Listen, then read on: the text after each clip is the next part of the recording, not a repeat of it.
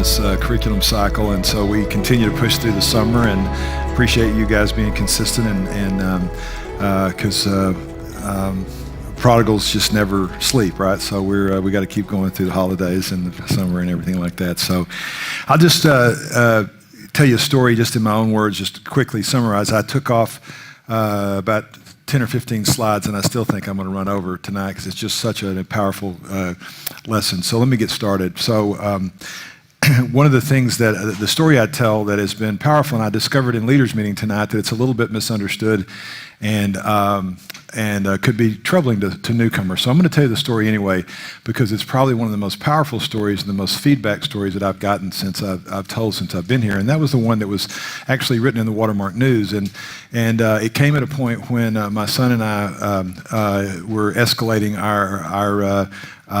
our issues, and he was going to a bad place. And it was like Steve just said, a perfect setup. These words came out of my mouth without me really, it was like somebody else was saying them. But when my son threatened suicide, and what I wanted to say is that doesn't mean that you should go out and tell your children this or your prodigals this tonight. This was after a long history of manipulation, a long history of lies, a long history of on and on and on and on and on and on and on. And when that happened, he threatened suicide. I'm glad he didn't do it early, because I'd had enough training and enough information gathering that I had that basis, but I also had the Holy Spirit, like Steve said. And at that point, it came to me very clearly, and I just said, "Look, son, I hope that that doesn't happen. If you do." If I can't stop you from doing that, you're in your 20s. I could do a few things, but if you're destined to do that, I can't stop you, and it'll change my life forever.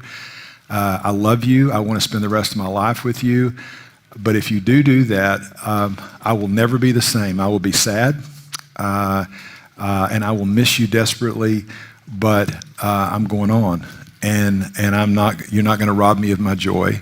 I find my joy in God, and I've got to lead myself well, your mom well, your sister well, my community, my practice.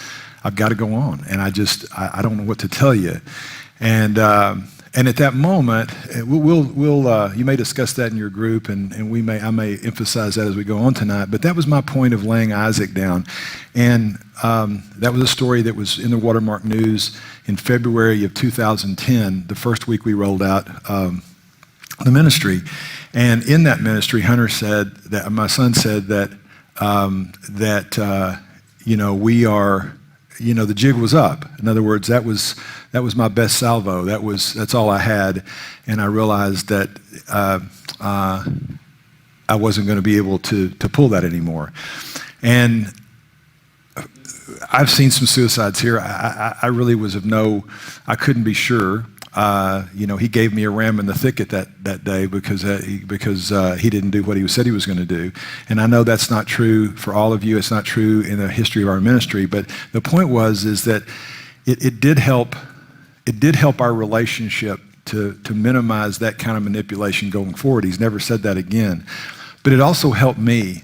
I mean, in that moment, almost speaking out of body, my relationship with God grew in that moment. That's hard for me to describe. It surprised me that I did put him first. And in that way, I associate a little bit. I'm nowhere near the Hall of Fame, let me assure you. Jenny could straighten that out pretty quick. But it is about laying your Isaac down. And so as people get confused, what does that mean? Is this a churchese language? What does that actually mean? We're going to look at that tonight. So I've summarized. I meet with men sometimes, and I love to tell them about Abraham's life, but I'm not going to detail that in every slide like I've done in the past. What I'm just going to say is like what Steve said, is Abraham was a knucklehead. By grace alone, God chose this guy, and he said, get up and go, and he packed all the stuff up and he went. And along the way, he stumbled and he fell, and he saw God bless him when he deserved it, when he let Lot chose the best land, and because he trusted God, God blessed him when he took a step forward. He also blessed him when he shouldn't have, when he lied about his wife being his sister, and he did it a couple of times. And he was just like us. And so I find encouragement in that to men that I talk to. I mean, I just think it's the best example about how God uses he blesses us in the good and the bad, and he loves knuckleheads. And so God asked Abraham to sacrifice. It starts in Genesis 12, the story of his life. It ends up in 22, 1 through 19. So this is what we're talking about tonight. God asked Abraham to sacrifice his son Isaac, who, basically, I'm going to move this back. It might be a little hot. He asked Abraham to sacrifice Isaac, and Isaac was the promised one, the one where all the descendants were going to come through. It made zero sense. Have you ever been there? God, what in the world are you up to? Surely this is not your plan. If ever that was the case, it was here, because God himself had promised verbally to Abraham. So he asked him to sacrifice his son, and he got up. That was in verse 2. He got up, the next verse, he got up early the next morning, total and immediate surrender. I mean, that's a stud. That's a biblical stud right there. But he's the same guy that was a knucklehead and faltered his whole life, and he exercised his faith, like Steve said, all along his life and got to this point. We're not asking you to do this on the first day, on the first night you're a prodigal. And he trusted that we will return. He raised his sword, but God rescues Isaac at the last possible moment. And I love the painting. I just got back from the Hermitage, and I tried to get it in there, and it didn't work last night. I was just running late. But next time, if you stay around 6 more months, I'll give you the picture. But right across from the painting that I wanted to see, the Rembrandt's Prodigal, was Rembrandt's painting of Isaac sacrificing, and it's a great painting because, just FYI, this painting, he's looking to God. In Rembrandt's painting, he is coming down, and the angel is grabbing the knife out of his hand. It's a very powerful painting. And so Abraham's life was imperfect but faithful. He grew to trust God's provision fully. You need to understand this. God didn't look at his life and say, now there's my guy. That's a guy that I can trust. For whatever reason, he picked Abraham, and he said, I think God's saying, I can take any man or woman in this room, and if they'll trust me, I can grow their faith through their hardships and their trials and their victories. I can take any one of you and do this. And that's really the point of the story tonight. And when it comes to Matthew 10, 37 through 39, he says, anyone who loves his father and mother more than me is not worthy of me. Anyone who loves his son or daughter more than me is not worthy of me. And anyone who doesn't take his cross and follow me is not worthy of me. Whoever finds his life will lose it. If we go after earthly riches and power and fame and fortune and what we think is important, controlling behavior, but whoever loses his life for my sake and puts me first, and considers his life less and my life everything's about, he will find it. And so take heart. God grew Abraham in these issues. So another principle here is he worked all things for good. He took all these issues and all these things in Abraham's life, he worked them for good, and he kept his promise. So God can work all things for good. He keeps his promises, and he blessed him with a great nation. And he said, I swear by myself, declares the Lord, because you've done this, because you have done what I asked you to do with Isaac, and have not withheld your son, your only son, I will bless you and make your descendants as numerous as the stars in the sky and as the sand on the seashore. Your descendants will take possession of the cities of their enemies, and through your offspring and all nations on earth will be blessed because you've obeyed me. And Israel stands today because of this. He keeps his promises. And his summary would be that, this is just one of the things, this is something I put together last time, and it's not anything new, but it's just a way I tried to summarize this, was that God knows, as I was thinking about this, God knows we might be obedient for a moment out of loyalty or reason, but unswerving obedience and commitment I believe, can only be born and maintained out of a loving, intimate relationship. Abraham did what he did because he knew God intimately. He knew he was loved. He knew God could be trusted. And that's why he did it. And that's the only way you're going to be able to do it. It's the only possible way. So, and so what was God's opinion of this obedience? He blessed him, but he also said, like you're thinking, why did Abraham do it? What was Abraham thinking? He could trust God, but did you ever think, how's God going to get me out of this? We get the author of Hebrews, and if it's written and inspired by God, we figure out what happened. He says in Hebrews 11:17 through 20, by faith, Abraham, when God tested him, offered Isaac as a sacrifice. And he who had received the promise was about to sacrifice his one and only son, even though God had said to him, it is through Isaac that your offspring will be reckoned. Abraham reasoned that God could raise the dead. And figuratively speaking, he did receive Isaac back from the death. So Abraham had total faith in God. So what does this look like? Let's switch real quick here. What does it look like for us to lay our Isaac down? I've had people say, you use that term. What does that actually look like? So I added a few slides. This is a new slide. So I was just trying to think about, what does it actually look like? You're at the end of some of you are end of your second or third journey through prodigal, and fine, it takes people a long time. I don't know, and the prodigal chaos is ongoing, so you're welcome here to go through as many times as you'd like.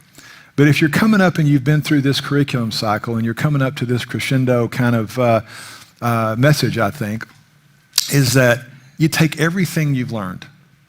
What does it talk about laying your Isaac down? You obediently follow God's command regarding our prodigals. Abraham obediently followed God's command to walk up that hill on Mount Moriah and sacrifice Isaac.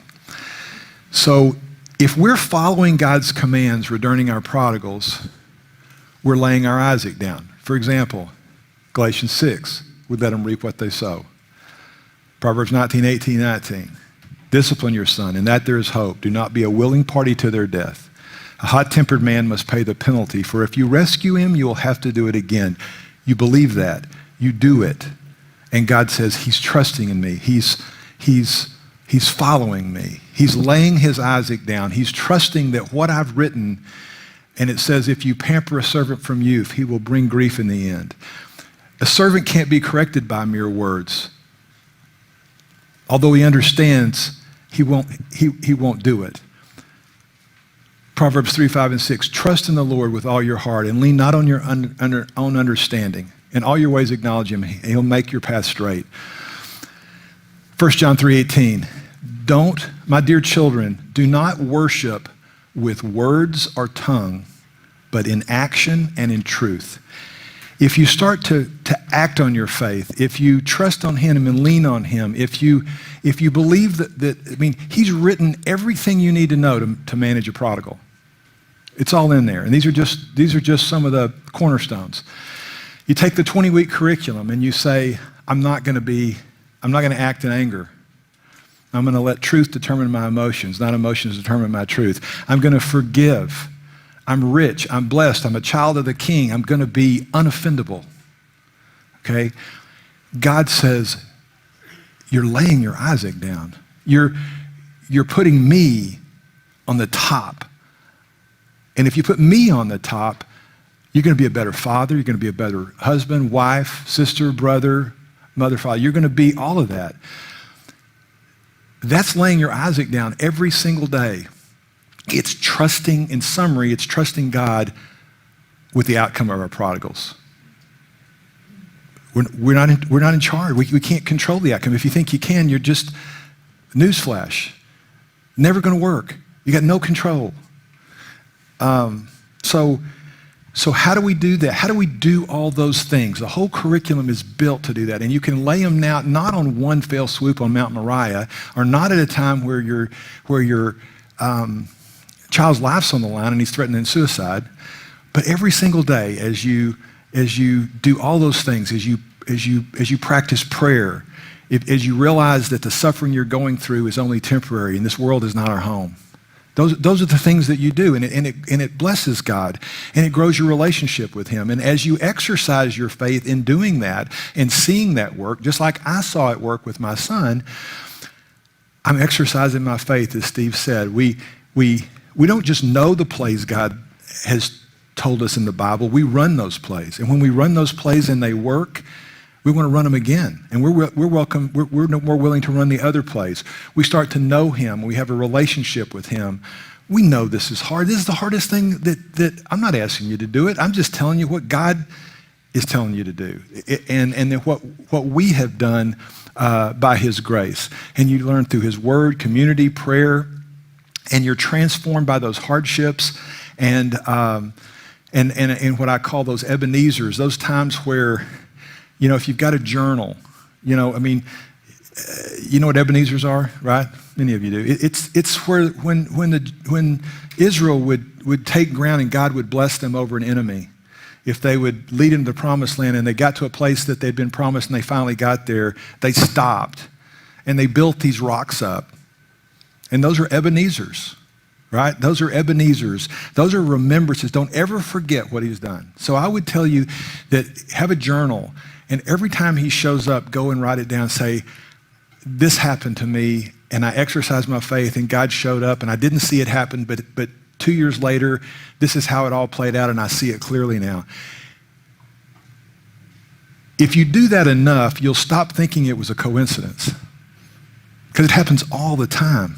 It really does.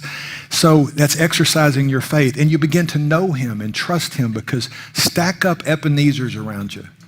Tell people around you, encourage them with the Ebenezers in your life, and they can see him working. That's what we should be doing back in our closed groups. Not just telling you about the word or the prayer, but how is he working in my life? This is what he did in my life. And then we can trust an unknown future to a known God. And I found out this week that Jenny plagiarized that from Corrie ten Boom. So if you have a lack of faith, if you don't do those things, life is tough. And everybody in this room knows that picture. 100% trust is 100% peace, and 99% trust is this picture right here, eventually. And because if we don't trust God with the problem, then we got to be the solution, and that is a burden that's tough. So I'm going to read a couple of things that I think really speak to this point, that I think are powerful commentaries on this passage and on this issue of laying your Isaac down, and really more of trusting God in faith. And they're Francis Chan and Keller, Tim Keller, and people that I really respect. And I want you to just listen to what they say. They say, worry implies that we don't quite trust that God's big enough, powerful enough, or loving enough to take care of what's happening in our lives. Both worry and stress reek of arrogance. They declare our tendency to forget that we've been forgiven, that our lives here are brief, that we're headed to a place where we won't be lonely, afraid, or hurt ever again.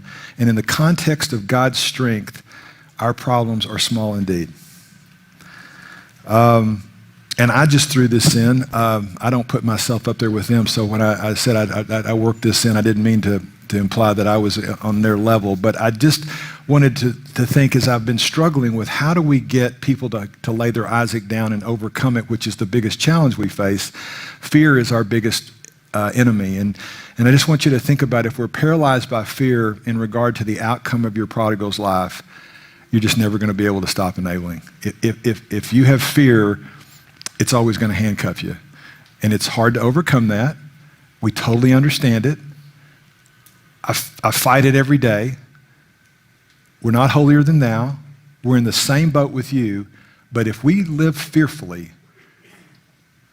we're in trouble. We'll never be able to stop enabling and allow God to work in the life of your prodigal, because you're going to get in the way. And you'll also hamper the true potential of your own relationship with God in the process. As you reach out and trust him, I will guarantee you, when you've done those things, when you reach out and you trust him, think about your worship that week when you go on Sunday. The vitality of it, the energy of it, the relationship. It's richer, it's wonderful. And so For those of you that don't know Oswald Chambers, if I read this to you, you will never read him in your life if you read this one. But if you know his heart and I just love people who, I guess it's the surgeon in me who loves that quote by Francis Chan, who loves this quote by Oswald Chambers because he just says, life's too short for me to pussyfoot around and sugarcoat this. I'm just going to tell you the truth. And if this isn't biblical, then I'll take it off. But John 3:30, he bases, and I don't know how Oswald does this, but in that one verse, he must increase, I must decrease, he gets this passage, and I'm going to read it to you. It's a harsh one, but there's truth in it. If you become a necessity to someone else's life, you're out of God's will. You could stop right there, but we're going to go on. As a servant, your primary responsible is to be a friend of the bridegroom, a friend of Jesus. When you see a person who's close to grasping the claims of Jesus Christ, you know that your influence has been used in the right direction. And when you begin to see that person in the middle of a difficult and painful struggle, don't try to prevent it, but pray that his difficulty will grow even 10 times stronger until no power on earth or in hell could hold him away from Jesus Christ. Over and over again, we try to become amateur providences or amateur gods in someone's life. We're all guilty of that at some times, trying to save them of their pain. We're indeed amateurs, coming in and actually preventing God's will and saying, this person should not have to experience this difficulty. It's not fair. Instead of being friends of the bridegroom, our sympathy gets in the way. One day that person will say to us, you're a thief. You stole my desire to follow Jesus, and because of you, I lost sight of him. I just argue that isn't that what would have happened if the prodigal father would have sent the son $1,000 and some filet mignons? Would he have come home? I don't know. I don't think so. Listen intently with your entire being until you hear the bridegroom's voice in the life of another person, and never give any thought to what devastation, difficulties, or sickness it will bring. Just rejoice with godly excitement that his voice has been heard. You may often have to watch Jesus Christ wreck a life before he saves it. My only thought there was that Satan wrecks lives. Jesus saves it, in my opinion. But there's truth in there that you don't want to get in the way. When we get in the way of pain, is what he's saying, is when we rescue our kids, they just don't experience that consequence that might lead them home, might lead them away from the pigs, might lead them back to the fatted calf and the celebration. So what do you gain? There's a ton of things you gain. I'm just going to summarize a couple of things that are, to me, the best part of laying your Isaac down is that you're fulfilling your personal mission statement and your God-given purpose. And our purpose is to glorify God in all things. And when you put God first, when you lay when you give your child, when you lay your Isaac down, lay your idols down. Lay anything down at the foot of the cross and say, this is not important. The world says, my car, my house, my power, my money, my financial security in the bank are things I just can't give up. When you lay those down, you're glorifying God and saying, you love me, you number the hairs on my head, you know who I am, and you'll protect me. And then the rest of the thing is that you prepare yourself for the rest of your life. I argue that if you can lay your Isaac down, that your prodigal will not be the last idol you have to lay down. And when you can lay down, I would argue that your prodigal may be the hardest thing. I think you could argue that if you laid your own life down, it's easier than laying your prodigals down in many regards. I mean, our kids are our spouses are so hard. I don't know, we could debate that, but it's close. I think it's emotional. And so if you can do that, you're bulletproof when you walk out these doors. Because if you can do that, the world's going to go, how do you do that? And you can go out there and glorify him. If you can lay your idol down, and you can only do that by knowing God's good, and he died for us, and he was resurrected, and his word is true, and you can trust him.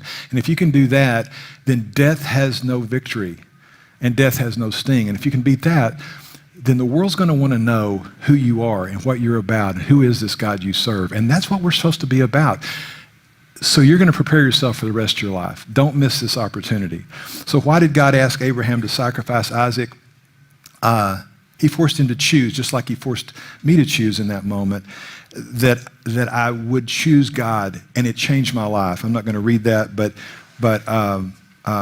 it's in your handout there. And so Keller sums it up, and he said, God's extremely rough treatment of Abraham was actually merciful. Isaac was a wonderful gift to Abraham, but he was not safe to have and hold until Abraham was willing to put God first. As long as Abraham never had to choose between his son and obedience to God, he couldn't see that his love was becoming idolatrous. So Abraham took that journey, and after that, could Abraham love Isaac well and wisely. Only after that could Abraham love Isaac well and wisely. If Isaac had become the main hope and joy of Abraham's life, it's getting a little close to home here, I know. His father would have either over-disciplined him because he needed his son to be perfect, or he would have under-disciplined him because he couldn't bear his son's displeasure, or both.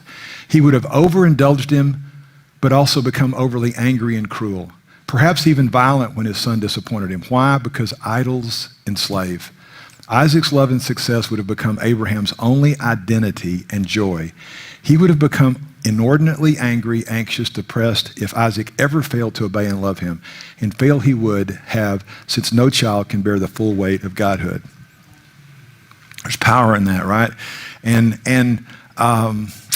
So why did God ask Abraham to sacrifice Isaac? Because God needed Abraham to know that the man who would be the father of a great nation would have no hindrances with idols. And that proved to be the case. And I've said this before, anyone who loves his father and mother and me, it bears repeating. So why does God, as we close, why does God ask us to lay our prodigals down? I believe you have no idea what God has in store for you. I don't think any of us have a clue. I think that it tells there's a race marked out for us in Hebrews 12:1, and in in Ephesians 2:10. We have a race marked out for us. And he has a plan for us, and I believe he needs us to know that we've got no hindrances, and we put him first. And he needs us to realize that so that we can go take the hill for him, and we can lead as he intended. We can manage our money well, our family well. Because ultimately, for newcomers, spoiler alert, but this journey's about you. I mean, do you see your prodigal here tonight? They're not here. The only ones here is you. And by doing these things, remember what Keller said, by doing these things, he was only then able to parent well. The world says if you, tells women to submit to their husbands. But they leave out the verse about that your husband should give himself to his wife as Christ gave him to the church. He died for us. The point is, if we put him first, if you die to your wife, if you put Christ first, you'll be the most amazing husband that's ever lived. You'll be a better husband. You'll be a better father. It's not of putting God and your family come second. It's putting him first. So what if this is about you? This is about you. And I would say if you walk through those doors tonight, please stay through newcomers to let us explain this. But most of us come to change our circumstances. How do I get peace in the midst of this chaos? How do I solve my problem? How do I bring this thing to an end? How do I get my life back the way it was before? Well, the way it was before was an enabler who didn't trust God. That's how it was before. Don't fool yourself. So you come to change your circumstance, but God says, no, I got something better. I want to change you. And if I change you, then it might change your circumstances, but your life will never be the same. I'm going to tell you who I am. You're going to have greater trust in me, greater faith in me, greater relationship with me, and you're going to glorify me, and then it won't matter. Your circumstances won't matter. You'll be it's a crazy thing.